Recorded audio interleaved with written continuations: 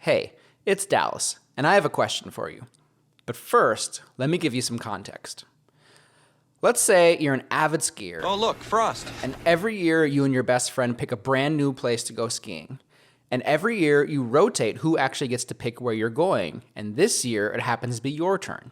It's up to you to choose where the two of you are going to go. So you hop on the Google machine and you start looking at some different options. After a little bit of looking around, you find a great deal on 2 tickets to Granite Mountain in Wisconsin. Add it to your cart, and $500 later, you're all set. All of a sudden, you get a phone call from your best friend and ski partner. They're super excited to tell you about the amazing deal they just got at Mad River Mountain in Ohio. 2 lift tickets for only $250. Just then, you realize it actually wasn't your year to pick where you were going. Now you've got 2 sets of ski tickets for the exact same weekend. Adding to the dilemma, both sets of tickets are non-transferable and non-refundable, so you're stuck with both sets of tickets. Lastly, once you confess to your skiing buddy, you find out that the $250 tickets in Ohio that they bought are going to make for an undeniably better skiing trip. Better snow, more runs, freestyle park, anything you could ask for. So now you're faced with a decision. Do you choose to use the more expensive $500 tickets or the cheaper $250 tickets that you're certain will actually make for the better trip? Again, do you use the $500 tickets or the cheaper $250 tickets? Take a second and consider it. Okay, got it? Given that we've already decided that the $250 tickets will be a better trip in terms of pure enjoyment, and there are no other distinctions between the 2 locations, it's obvious that you should choose to use the $250 tickets and just throw the $500 tickets in the trash. Duh. However, 54% of people will knowingly choose the more expensive, less enjoyable trip, purposefully skipping the better experience because they'd rather waste the $250 tickets, even though it's going to be a better trip. So what's going on here? Let's take a quick break and then we'll dive in. This is Dallas McLaughlin, and you're listening to Unconsidered, the podcast where we get inside the mind of the modern entrepreneur, business owner, and marketer. Greed, for lack of a better word, is good. If you don't know which door to open, always account for variable change. There is a 0% chance. You dropped $150 grand on a fucking education could have got for $1.50 in late charges. Tell me something I don't already know. Come on, we just made the deal of our lifetimes. We should celebrate. We're in a completely fraudulent system. Yeah, fugazi, fugazi, it's a wazi, it's a woozy, it's a fairy dust. It doesn't exist. So the question I asked is referred to kind of obviously as the ski trip problem. It comes from a 1985 research paper titled Organizational Behavior and Human Decision Processes. It was done by Hal Arks and Catherine Bloomer. The ski trip problem is one of the many experiments Arks and Bloomer conducted to understand how deeply human decision-making is impacted by what Richard Thaler coined a few years earlier as the sunk cost fallacy. To go a little bit deeper in another experiment, Arks and Bloomer separated people into 2 groups. In one group, Group A, respondents were told that they were the lead of a $10 million research project to develop a new military aircraft. And after $9 million has already been invested in the project, they received news that a competitor has just entered the market with an aircraft that's way faster, cheaper to make, far more likely to succeed than theirs. It's a better aircraft in every way than they could ever make. So Group A's aircraft is dead in the water. Then as the project lead, they were asked if they should continue the project, spending the remaining $1 million, even though they know it will be in a losing effort, or if they should cut their losses, end the project early, take the remaining $1 million, and invest it into a new project. Then in the second group, Group B, they were posed with a similar problem, except before their project ever began, before any money was ever spent, they received the news that their competitor has also just kicked off a similar research project. Again, the competitor's far more likely to build a faster, cheaper plane, more than they could ever do, so no chance of success. Group B's aircraft is also dead in the water. Uh-oh. So both projects have the exact same future outlook, $10 million spent and a failed project.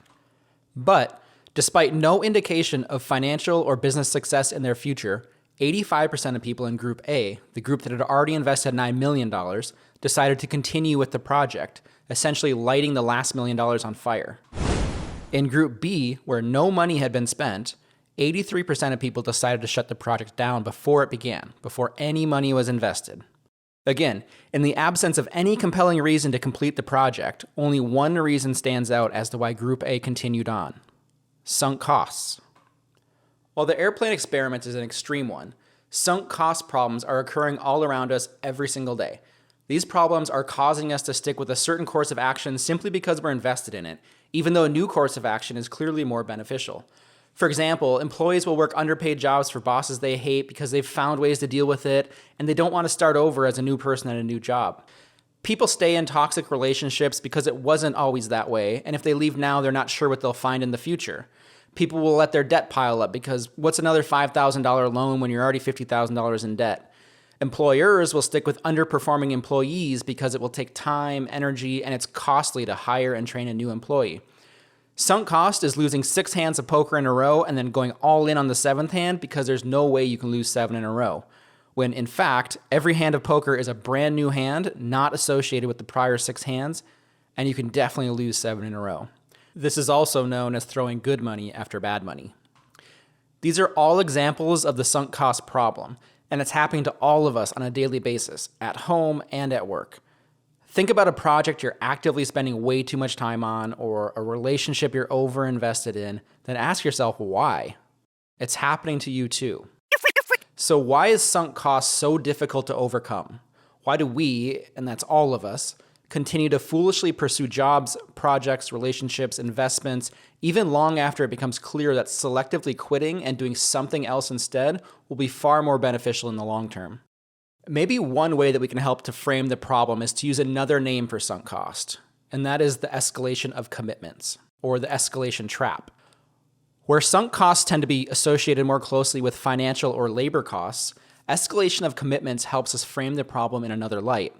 That is, as we continue to build commitments to a person, a group of people, our children, maybe a home project, it becomes harder to overcome our personal egos and walk away from these commitments, even when it's apparent that they no longer serve us or the people impacted by the initial decision. So why does this happen? At the simplest level, we as humans, on a psychological level, don't like to waste things. In our ski trip problem, using the more expensive ski tickets means we're limiting our perceived waste. We're only wasting the cheaper $250 tickets. If we were to actually use the cheaper tickets, then we're doubling our waste because we're not using the more expensive tickets. Our perceived waste increases from $250 to $500. Also, we feel worse about ourselves. We feel guilty. Even when we tell ourselves the $250 ticket is the better trip, we will willingly sacrifice our future enjoyment to not feel so bad about ourselves today. The loss of $500 feels greater than the loss of $250, even though no matter what you decide, you've still spent the exact same amount of money. Whether you choose the cheaper or the more expensive option, you've still spent the same $750. Another potential reason that sunk cost is hard for us to overcome is that we as leaders and decision makers don't like to see ourselves as people who make losing decisions. This causes us to stick with our initial decisions in the hope that eventually, if we wait long enough, it will pay off and we will feel justified in our decision making. This outlook, this type of commitment trap, is exacerbated when others are involved and are also potentially impacted by the sunk costs we've committed to. Not only do we not want to view ourselves as poor decision makers, we tend to double down on our decisions and commitments to avoid appearing to others as poor decision makers. We don't want the external perception of who we are as leaders to become that of a person who has flexible commitments, especially when that's the opinion being formed by our bosses or our children or our spouses. This causes us to hang in there longer for a potential future payoff, which would validate our decision to ourselves and those around us. Another cause is pretty basic. We're wired to please. We're wired to please ourselves, and we're wired to please those people around us. And we don't like saying no.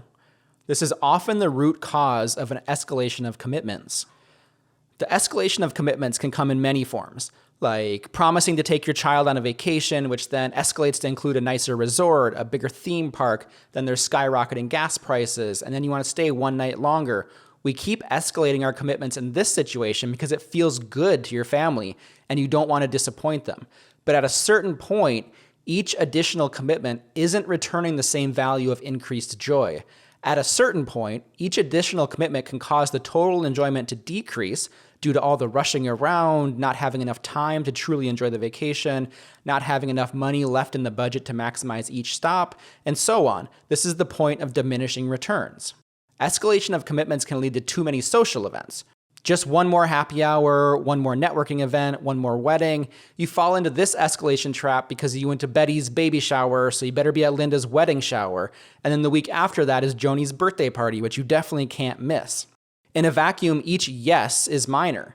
Each commitment is usually small. But as these yeses compound and we look back at the entire chain of commitments, we often find ourselves overwhelmed by the entirety of the commitment. We're trapped.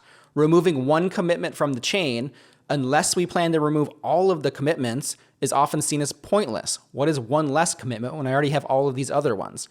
And removing all of them is seen as painful, and it's a major letdown to those that it impacts.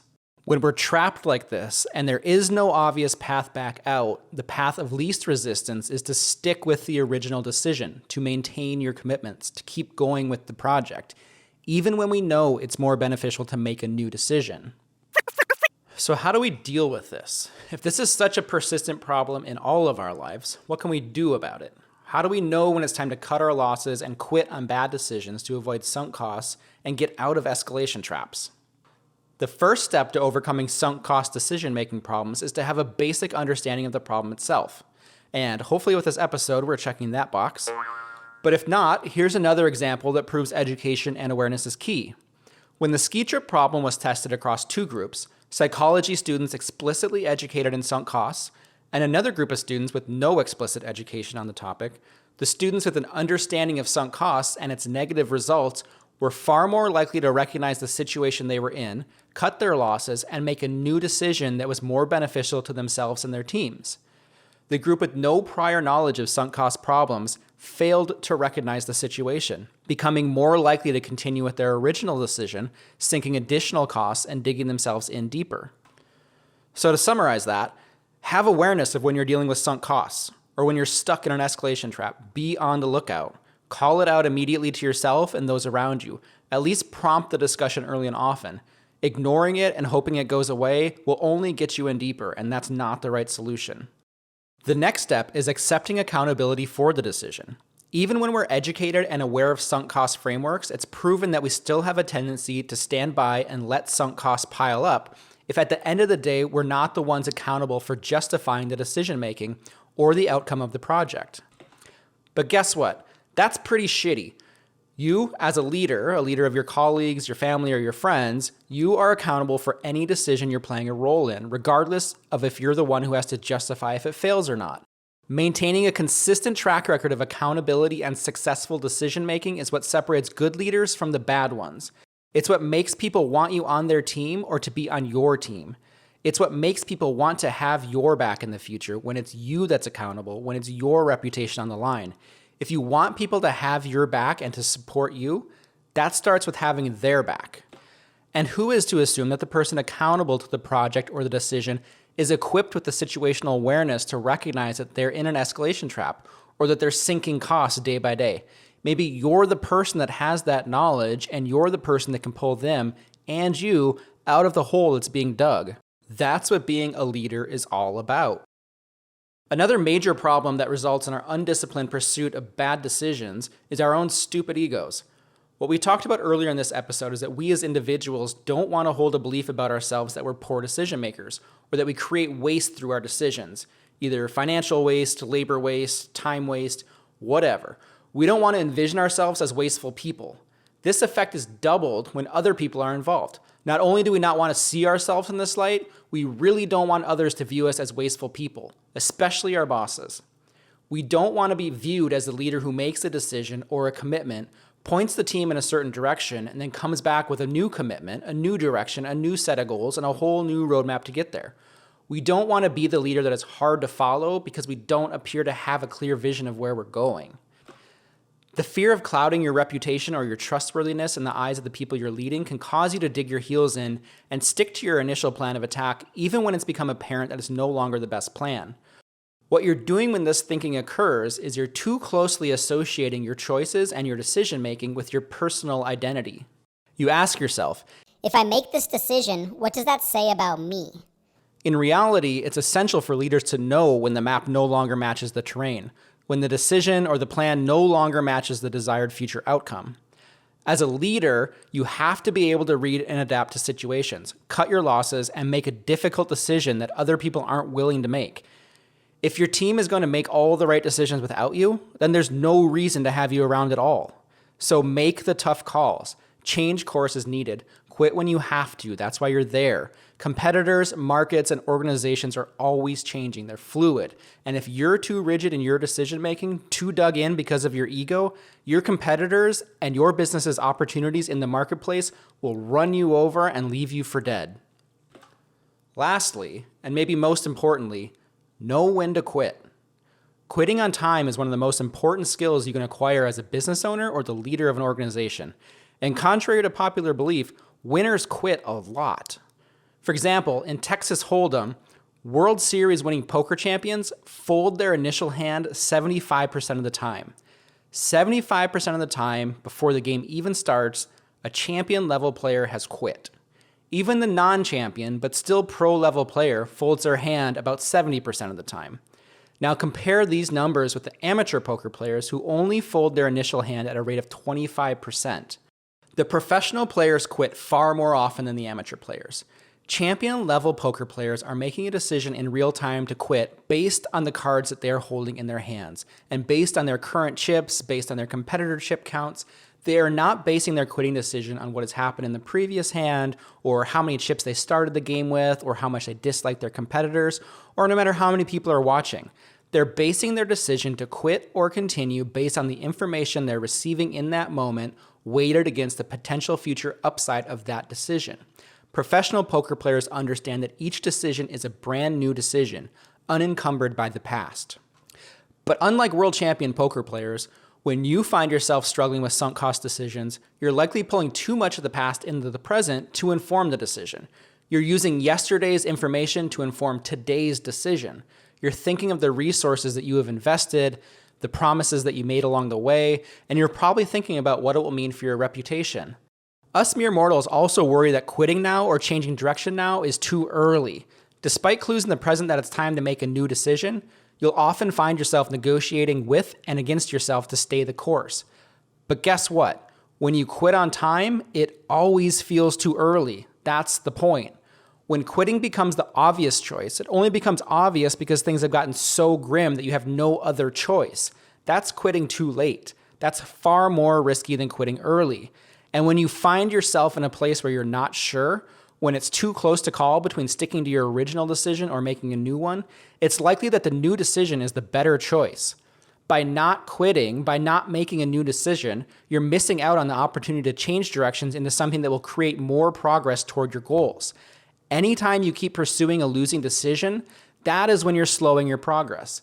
Anytime you stick to something when there are better opportunities out there, that is when you're losing ground. And as far as your team is concerned, or the people impacted by your change of direction, try saying this. I made a decision based on a certain set of information that I had available to me at that time. I now have new information available to me, and based on that information, the smart thing for me to do is to make a new decision. And that decision is ... It's as simple as that. This is Dallas McLaughlin, and that was another episode of Unconsidered. If you made it this far, thank you so much. That means a lot to me. If you're interested, there's links to all of the research and a full episode transcript at my website, dallasmclaughlin.com. If you enjoyed this episode, please leave a review on your podcast platform of choice and consider sharing it with a friend of yours.